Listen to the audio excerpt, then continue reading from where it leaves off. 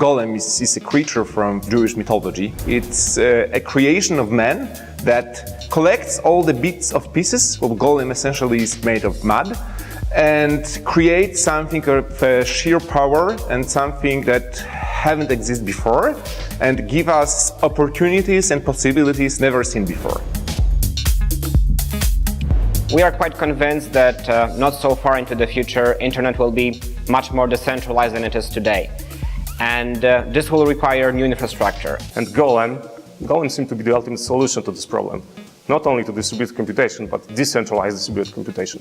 Golem is a new way of distributing computing between computers over the public network, where users can sell their redundant computation power to users who need it. This means that you can compute your task on other people's machine. Technically, Golem is a peer-to-peer network, meaning that users join on an equal basis and there's no central authority or no one is more important than anyone else. You can use Golem for scientific computation, for AI. Artificial intelligence requires quite a lot of computation and distributed. You can split it into small tasks. I don't know, in chemistry, for example, you can search for new molecules.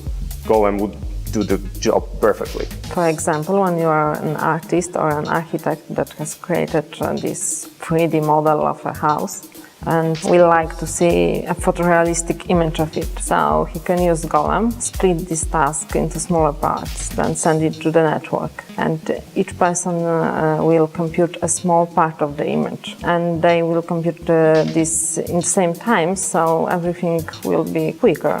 And then the results will be sent back on the artist machine, and Golem will put it together. Weather modeling, folding proteins, research for new medicals, or even mining cryptocurrencies. I would say that the sky is the limit. Distributed computing is nothing new.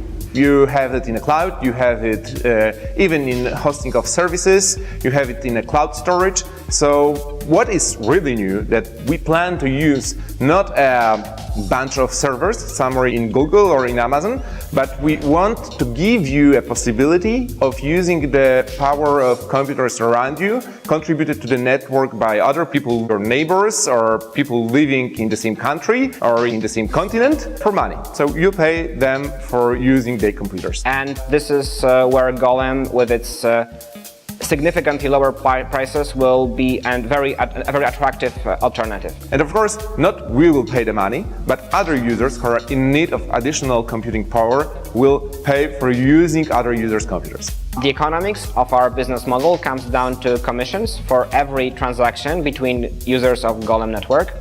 So this means there will be a fee on every completed computing task, or on every unit of time software as a service is applied to complete these tasks. Users can join Golem to become producers or consumers of computational resources, or to switch between the two roles. This means that we will join the market of software as a service and infrastructure as a service, which could potentially grow by $40 billion over the next few years.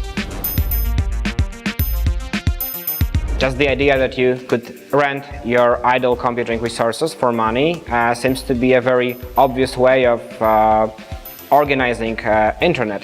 But that is the technical part that is difficult, and this is what we spent last year on.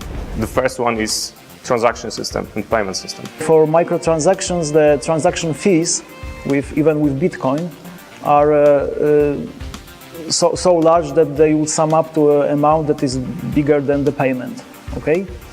So we have to come up with some micropayment scheme. We're going to use Ethereum. Ethereum is a new blockchain technology that can be used to implement a contract that would, using some sort of lottery, send the money to participants. User that has to pay organizes a lottery in which only one participant gets paid. This lottery approach may seem unfair for most of the participants. But if a user takes part in a lot of lotteries over a period of, say, a few weeks, then over time, in the long run, her income would be predictably the same as if she were paid small amounts each time. Provided that you still take part in computation. That should make people more interested in taking part in it, we believe. So you can imagine a golem as some kind of extension of Ethereum that will bring market for sharing computing powers to the table.